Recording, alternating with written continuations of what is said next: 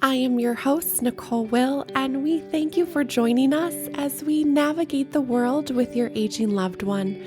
We are here to come alongside elders, family members, and the senior living community as we explore the world of aging and elder care with helpful resources, informative interviews, and approachable conversations.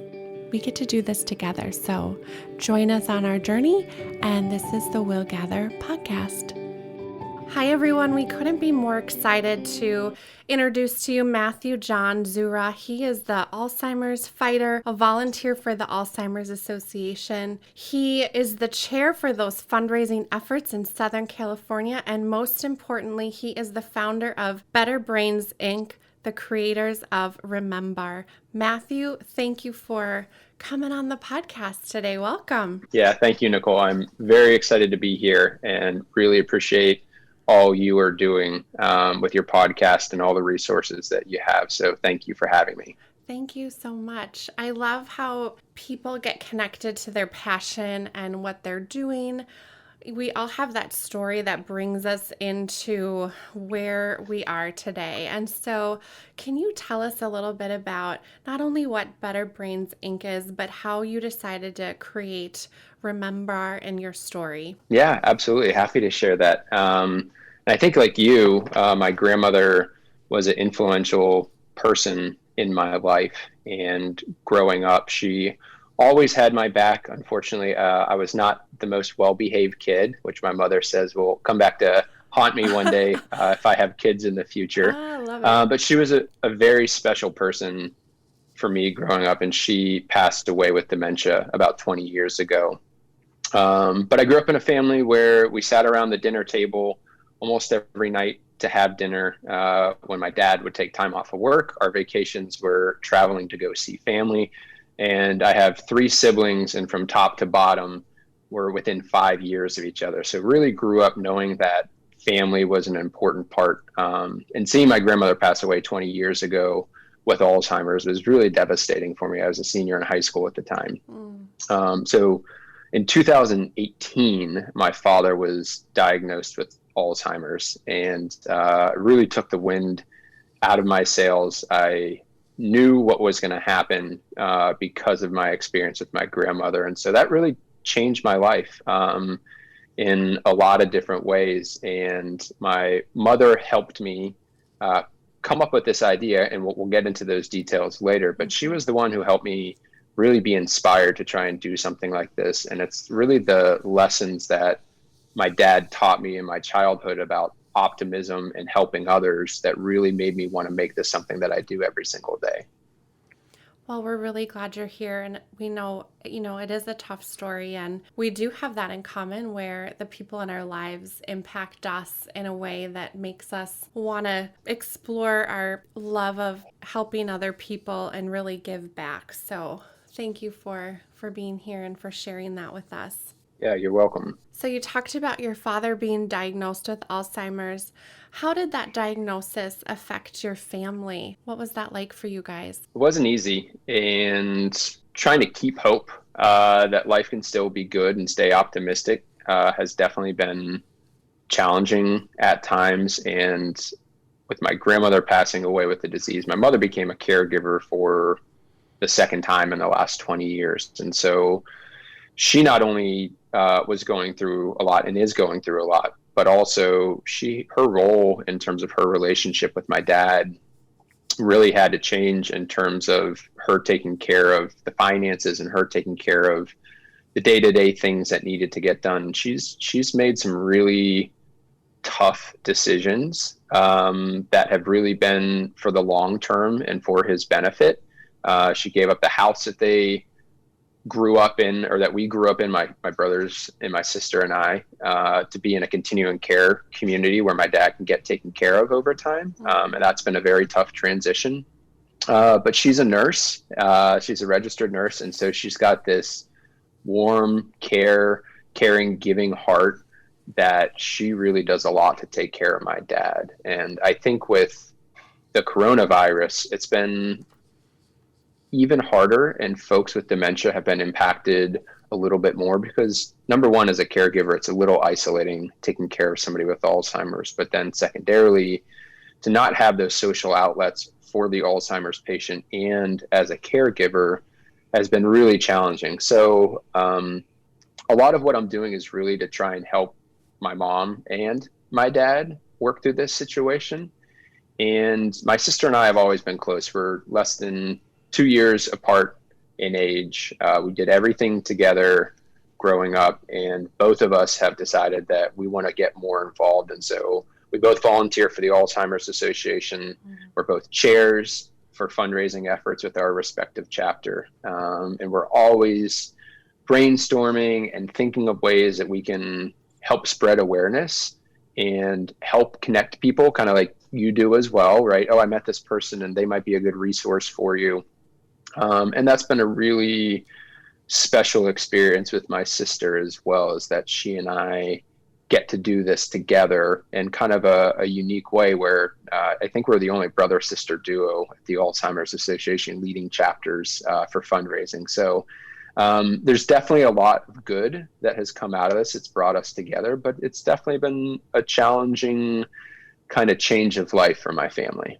Yeah, it's really challenging. And you touched on that, where COVID has really highlighted the burden that families carry when they have a loved one with Alzheimer's, and trying to be connected to a community. You know, that's the lifeline I think that caregivers have usually, is you have the ability to connect to all of that support that helps you in your caregiving journey. And right now that's taken away a little bit, and that can be really, really hard. Do you mind me asking? Yeah. How is your dad doing now? Yeah, great question. I'd say it's tough to tell for me personally. He's kind of in the mid stages of Alzheimer's, and he can remember my name, which that's one of the things I really fear, is I expect that there will be a day where he can't remember my name. My wife's name is pretty unique. It's Jeriel, and he still remembers her name, which is awesome. Mm-hmm. But my mom, shares anecdotes of things that happen day to day. He has started taking some things from neighbors, the memory lapses that he has day to day. It's not really apparent when I FaceTime or if I talk to him over the phone. But one thing that I really do appreciate him is kind of the core of who he is, which is a very loving, witty, caring person. Probably shines more now because some of the sharp edges in terms of his memory aren't there. And so I think those characteristics are really shining right now. And they're definitely something that I pay a lot of attention to. And we'll get into this, but we have been very focused on what we can do. Not sure how many listeners know, but there's no medical cure for Alzheimer's right now. And there are a lot of drugs that are getting to the FDA and not making it through. And there's more funding now. Funding has gone from the low hundreds of millions of dollars to over $2 billion for research. But there are a lot of lifestyle interventions where there's a lot of research that is occurring and coming out. And so we've been focused on those lifestyle changes with them. And, 3 years in, I'm happy that I still get to interact with my dad. I'm happy he can still dress himself. I'm happy that he can fix toast and interact and have a conversation in a social setting. So there's a lot of good things that are still happening, but it's still very tough at the same time. It's that, I like to call it that joy commingled with sadness, where, like you said, you are appreciating the silver lining of it, which is you can see his essence and those rough edges are stripped away a little bit, but that heart shines through, and focusing on that positive. I really think it's the only thing we can do when we're faced with that hardship. Yeah, I agree. And I think it's not particular to Alzheimer's. I think it's particular to life, whether you're going through a challenge professionally or with your family, or obviously a health issue or financial issue, is what's going well and how do you really lean into those things. And again, those are the type of lessons that my parents taught me, which is why I'm doing what I'm doing with Better Brains and RememBar is trying to create more of those connections and create awareness, but more optimistically create some hope for folks that things can be done, and take care of the things that you can do.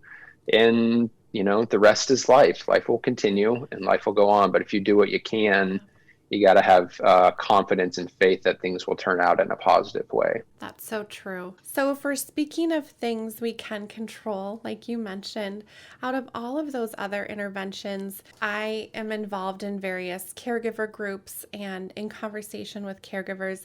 And one of the huge conversation pieces touching on medication and the different side effects, and they don't necessarily always work. And really, it Right. does come down to lifestyle. And so you decided to focus on nutrition. What led you to that decision when you were looking at your business? Really, where it started is just my experience with my father. So my parents came to visit my wife and I when we were living in Texas, and they didn't eat properly on their travels. And he had a pretty severe mental crash when they arrived for their visit, and he was confused. He was sleeping an extreme amount. He wasn't really engaged and wanting to spend time with me, my wife, or my mom. And so, it's kind of a serious moment. He had not traveled a lot. And obviously traveling gets harder for folks who have Alzheimer's over time.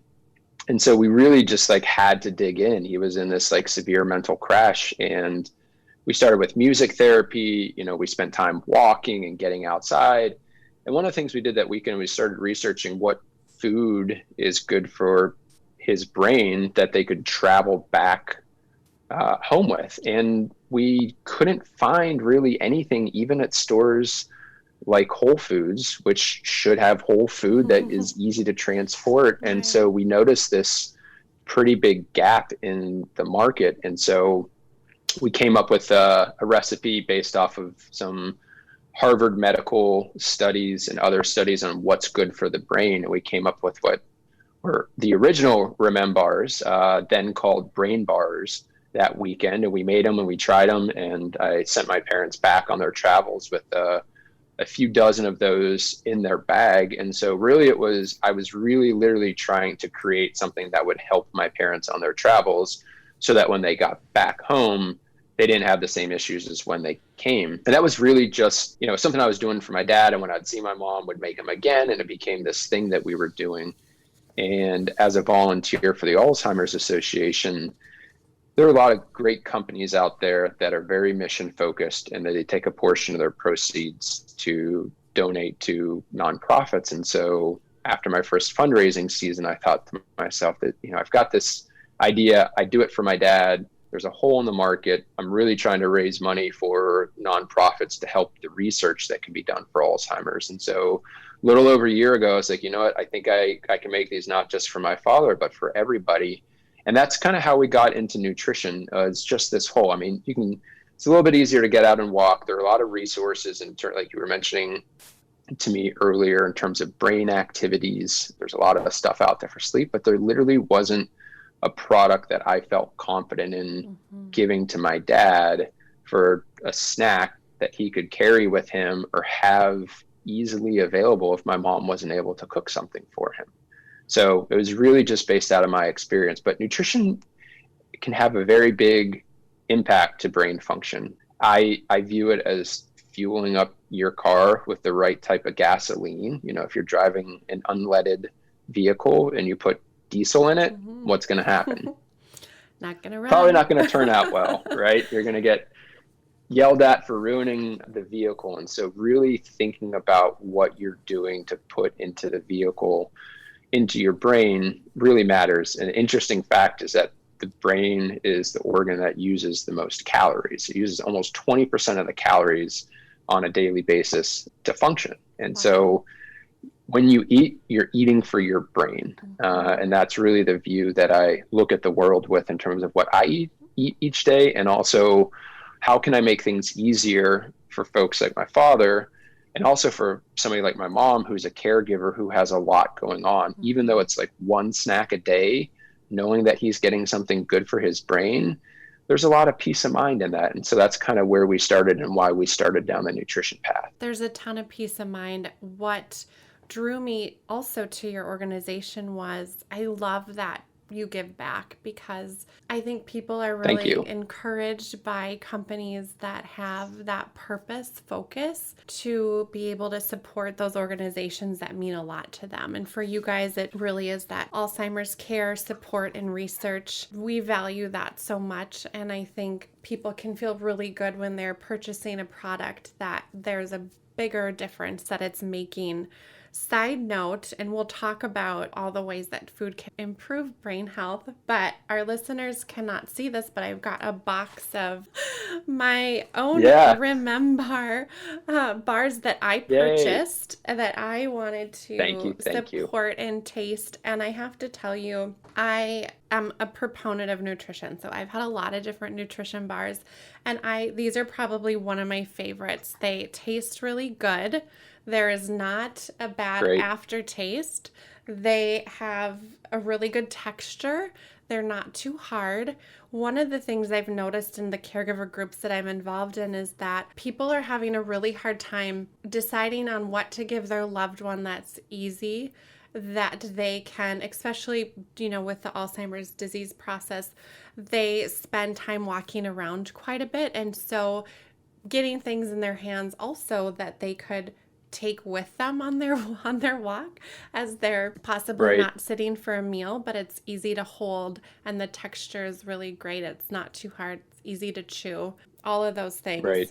I hope that's okay. I'm going into detail about it all, but No, no, I love it. No, again, thank you. Thank you for your support. And I know you did the Mind and Solstice 5K that we organized as well with your daughter and a friend. And that support is tremendous. We really appreciate it. And even more so, really glad that you like the nutrition and the taste of it. The bars were built mainly for nutrition with these need to be healthy. That was the reason we created them. And as a side benefit, that they're tasty. And actually, in terms of customer feedback, folks like the taste ahead of the ingredients. So to me, it means we did both. You won. Yes. Really well. Yes. Yeah. So, and in terms of convenience, I think you're exactly right. Having something easy to eat that's, you just peel it back and you eat it. It's not too hard. It's soft. It's chewy. Really makes a difference for folks. And I'm glad that you can appreciate that too, because even with where my dad is now, I know things will change over time, and really try to think about what that might look like 5 years from now. Is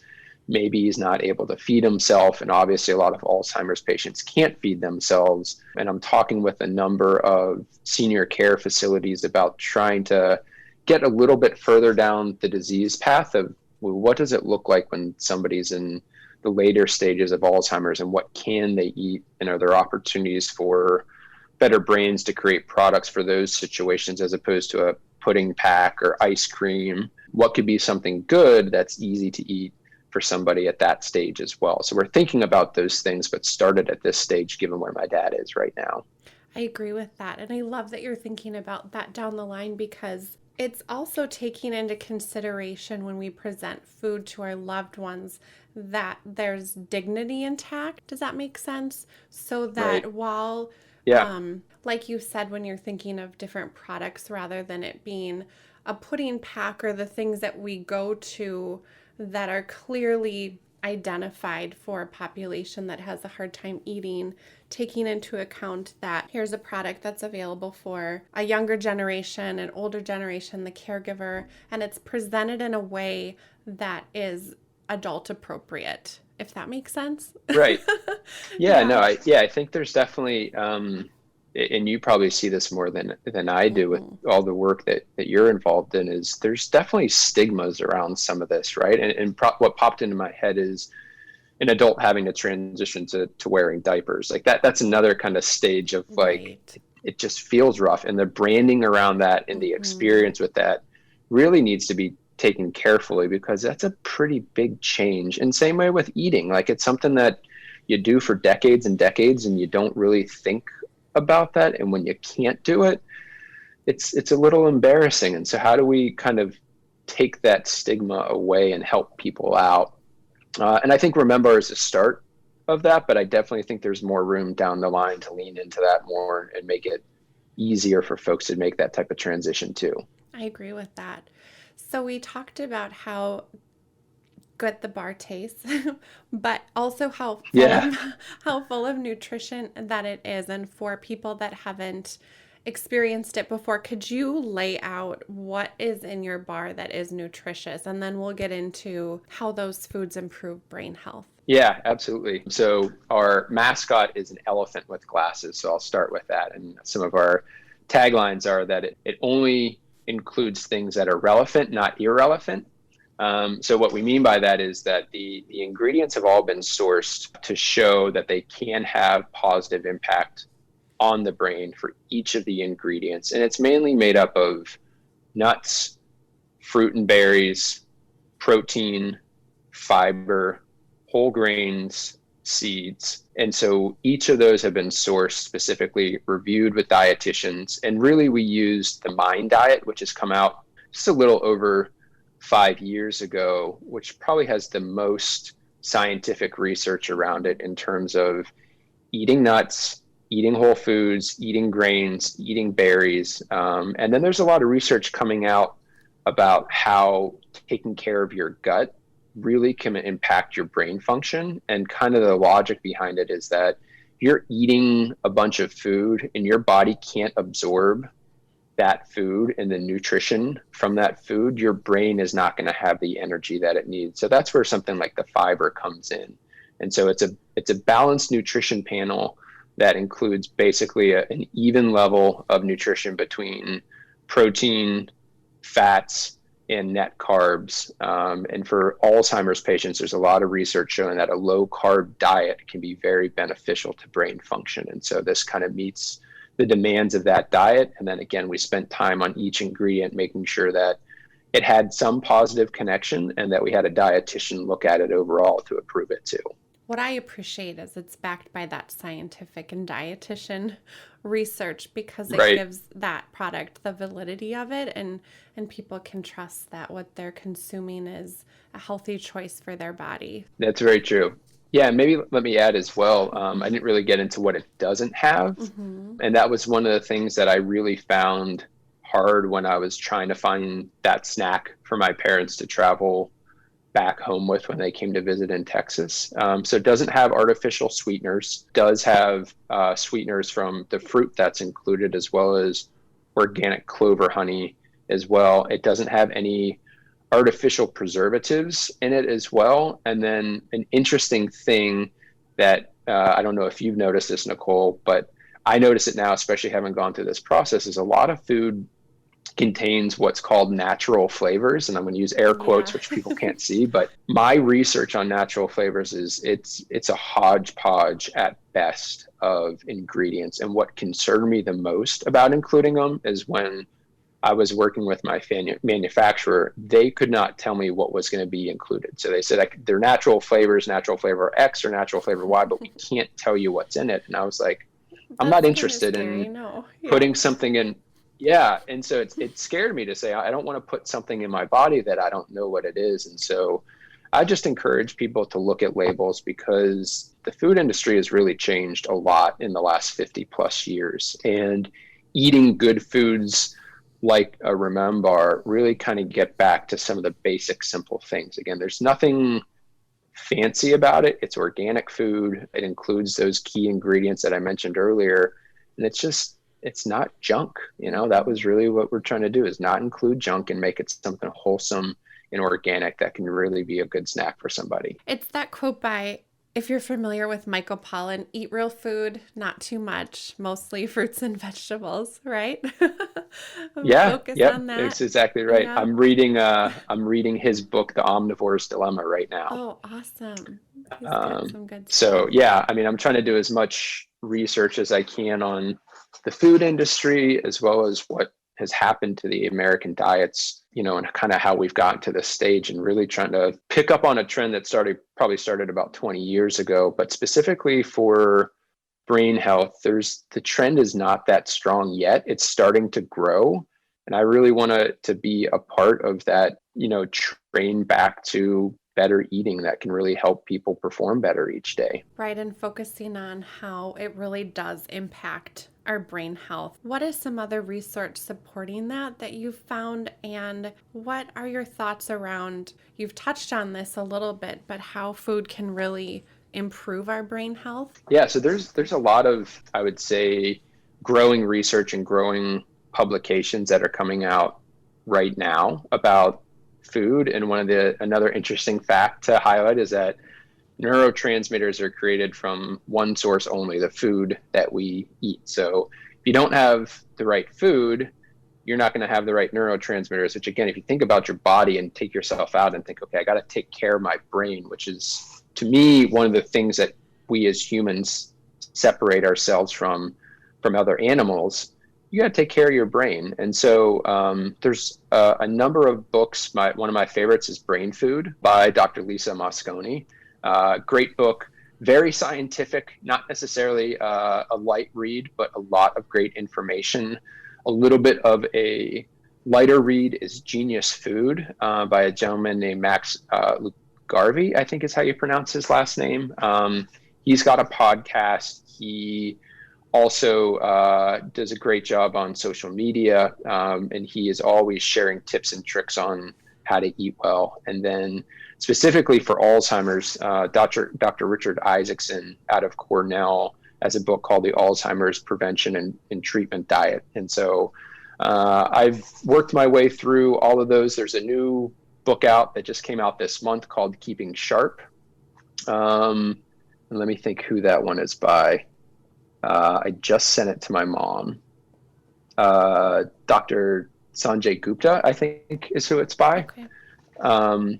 And that talks more about lifestyles, but it does include research. But if anybody goes onto Google and types in good food for your brain, you're going to see a lot of great resources from Harvard, Cornell. Rush University is the one that ended up doing the study on the Mind diet that came out. So there's a lot of scientific research that's continuing to be published right now that as the prevalence of Alzheimer's is growing, it's actually expected to triple over the next 2 to 3 decades. More and more research is being put into what we can do to prevent it, and food is coming out as one of the dominant ways you can help. It's going to be interesting to see what happens in these next 10, 20 years with how that diagnosis, like you said, just it continues to be prevalent and there is no cure. And so how do we start looking at that? And we are as a culture, but really being proactive about those things we can control. Like you said. And what's a little scary, but also enlightening is that Alzheimer's can start within people 20 to 30 years prior to some of the symptoms starting to show up. So I think historically folks have thought of Alzheimer's as like an old person's disease, but there's more and more cases being diagnosed of early onset Alzheimer's. So folks in their 50s being diagnosed with the disease as opposed to their 60s or 70s or 80s. And then this research showing that it can really start happening in your 20s and your 30s. Personally, I'm in my 30s, and it just gives me more reason to try and do some of these lifestyle things, from getting out and running, taking care of myself in terms of what I eat, getting the right amount of sleep. It's been challenging to see my mom go through being a caregiver for a second time, and I owe it to my wife to try and do all I can to try and not have her go through it, or to delay it if I can help delay it. And so I really try to live a healthy lifestyle, knowing that it's been in my family, and part of the markers for it are hereditary. And so I try to do everything I can with the cards that I have, and nutrition is definitely a big piece of that. My friends often call it the Zuraw diet, because when they're hanging out with me, or if we're going somewhere, they have a better sense of what I'm going to order, because it's very limited. It's not the traditional American diet. And so I appreciate that, because it's very clear that people understand what I'm doing, but also that I have a reputation for not eating junk, which again, that's part of what I want to make sure that I don't expose my family to, for myself personally. It's like you're walking the walk, right? Right. Right. Really, Exactly. yeah, putting it into practice and into action. One thing I've learned more about recently is the whole idea of those blue zones. If you're familiar with that, which are I am. regions, Yep. yep, in our world that there's a higher than usual number of people that live much longer, and that idea of the power of nine and really focusing on more of that plant-based and clean eating and all of that. Do you have any thoughts about what aids in that as well? And what's your experience with looking into those types of markers for people aging longer? Yeah. So I do look at some of the markers for what leads to or can be indicators for Alzheimer's. And some examples of that would be, social experiences, and do you have an active social life? Precursors like diabetes. It's not uncommon to hear some folks refer to Alzheimer's as diabetes 3, and really it being a function of what you're eating. But thinking about some of those blue zones, and correct me if I'm off on this, but you think about like a country like Japan, Mm-hmm. where they have folks in a couple cities who are living into their hundreds, right? Mm-hmm. And you think about their food sources and kind of the social setting that they're in, and that's what these blue zones are trying to replicate to a certain degree. And so it's about taking care of yourself and getting the right amount of sleep and staying hydrated and getting exercise and getting sunlight, having conversations and feeding your brain. I know for myself, there have been periods in my life. I used to be an executive at a Fortune 500 company, and I literally pull myself out of bed that I got 4 or 5 hours of sleep, and just running myself ragged, not exercising, not eating right. I don't feel that way anymore. And that was part of the change when my dad was diagnosed. It's like, I really need to check myself and what I'm doing. And, can I live in a way that these blue zones try to replicate? And Southern California is a great place for that. It is. Go out and get my vitamin D with the Mm-hmm. sunshine today if I want to, which I Fresh will. fish, good That's food, right. Yeah, fresh fish. So yeah, fruit. speaking of Michael Pollan, Mm-hmm. in his book Omnivore's Dilemma, he just talks about how the food sources and some of the protein we eat, whether it's fish or whether it's cows or chickens, a lot of them are fed on diets of corn and of soy. And so if you think about eating salmon and you think about what your salmon has eaten, you probably don't think about the piece of salmon that you're eating having eaten corn that was grown in Iowa. That just probably doesn't naturally occur to a lot of people. And so places in Japan that are getting fresh fish from the ocean, that have eaten a natural course of food, there's going to be more nutrients, and those nutrients are going to obviously filter through your body and into your brain in a different way. And I think those are the things, those lifestyles are the ways that you end up living to 100 or 99 or 90 or whatever it happens to be. I think a lot of the American lifestyle, I would say more so, in my opinion, prior to COVID. What I silver lining for COVID is my wife and I really don't leave the house. We're cooking at home all the time. I don't have an hour and a half in the car for a commute. So there are a lot of beneficial lifestyle changes, in my opinion, that have come about with COVID that are positive for people. And hopefully people are a little bit healthier now because of that, and thinking about health more because of the risks of diseases and viruses like that. I agree. I've never walked outside so much in the winter. That's Or awesome. I mean, that's snowshoed. I'm like, fantastic. gosh, every day I'm like snowshoeing. I'm like, who is this person in That's Minnesota awesome. getting Well, and outside every day? But I'll you don't continue have, it because I love it. It's been amazing, but I needed something to push me into it, right? A different way of life. yeah, and it's partially necessity, right? Because Mm-hmm. generally a lot of communities are not allowing for people to gather in places, and so it's like, what are you going to do? You're going to Mm-hmm. go for a walk, maybe Mm-hmm. with your husband or your kids, and go snowshoeing, and so you're going to find other activities. And I think that's a great example of how we're probably doing a little bit better in a couple areas than maybe we were a year ago as a society right now. We don't say all of this to scare people, but really there's a lot of things we can do. And we talked about families and caregivers and their loved ones. If they're struggling with what to feed their loved one that's healthy and nutrient dense, What advice do you have for families as they look to provide better nutrition and eating experiences? Yeah, that's a really important question. And I've worked a lot on this personally, and then anecdotally, have heard stories of what folks do, and then obviously the experience working to help my parents and their situation. And probably number one to me is keeping good, healthy food around, right? Just having it available when you're hungry. One of the reasons that has been studied as why people don't eat healthfully is because of convenience, right? People are too busy. They've got a lot going on. And when you're busy, you're going to grab something, right? So having something around that you can eat, and that can be as simple as like, if you go to the grocery store and you get some vegetables or you get some fruit, cut it up right away. So when you go into your refrigerator, you have slices of bell peppers, or you have strawberries in there, or persimmons, or whatever it is that you like to eat. It's easy for you when it's in front of you. If you have a chocolate cake and you don't have anything else around, what do you think is going to happen?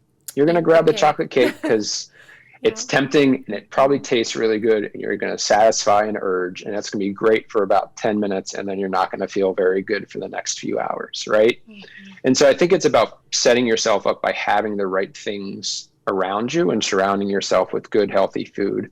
Second, I would say is plan your meals if you can, right? Again, I think a lot about caregivers and how busy they are, but if you can spend some time and make food on a Sunday afternoon or a Thursday morning or a Saturday morning, whatever it is, try and plan that out and have it available. But what do you want to eat? What should be on your diet and what shouldn't be? And again, preferences and taste preferences. If I know that my dad doesn't like eating X, don't have that around. But if he really enjoys eating cereal, what's the right cereal that he should have, and how do I make sure he has a lot of that, because that's something that he can eat.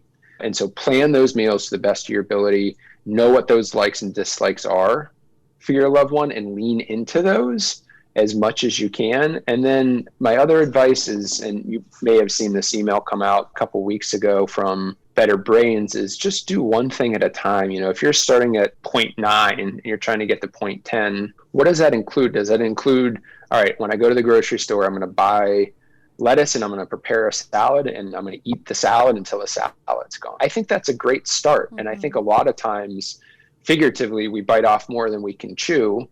And it's really hard to change habits. And so start small, implement a small change to what you're doing, feel good about that, make it a habit.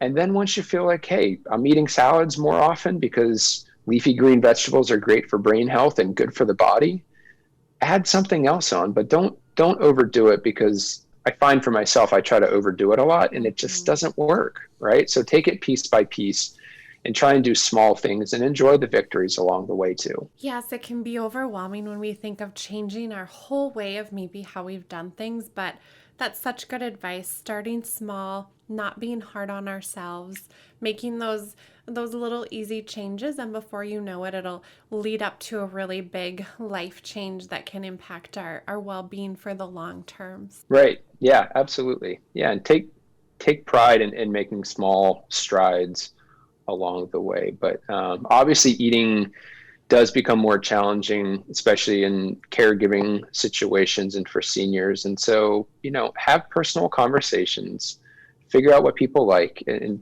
try and take it step by step. Because there's a lot else that people are thinking about in these situations, trying to take care of their loved ones. And so I'd say general advice to caregivers is, don't be too hard on yourself. Do the best you can and try and find the small wins and build on those. Yeah, little kindness goes a long way, even for ourselves. Right. You're exactly right. This was so great. So much good information. Where can people learn more about you and what you're doing? How can we direct them to find out more? So on all social media platforms, so Facebook, Instagram, LinkedIn, if you look up RememBar, spelled RememBar, Brain Food, RememBar Brain Food, you can follow what we're doing there. We do have an email list at remembarbrainfood.com. We do send out details on terms of healthy lifestyle, tips, updates on what we're doing as a company.